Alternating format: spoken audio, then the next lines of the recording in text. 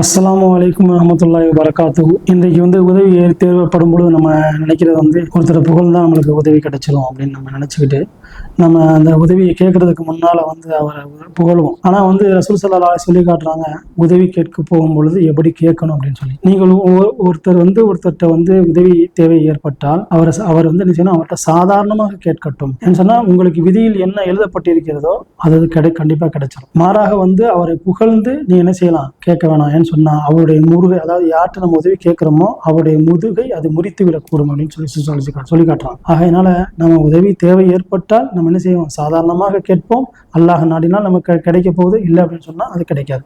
அல்ல நம்ம தக்தீர்ல விதியில எழுதி வச்சிருந்தா அந்த உதவி கிடைக்கும். அதுக்காக வேண்டி நம்ம யாரையும் புகழ வேணாம், யாரையும் இகழ வேணாம். நம்ம என்ன செய்வோம், சாதாரண முறையிலே உதவியை கேட்போம். எப்படி ரசூல் ஸல்லல்லாஹு அலைஹி வஸல்லம் அவர்கள் நம்மளுக்கு சொல்லி தந்தார்களோ அந்த அடிப்படையில் கேட்போம், பெற்றுக்கொள்வோம். அல்லாஹ் போதுமானவனாக இருக்கிறான். அஸ்ஸலாமு அலைக்கும் வரஹ்மத்துல்லாஹி வபரகாத்துஹு.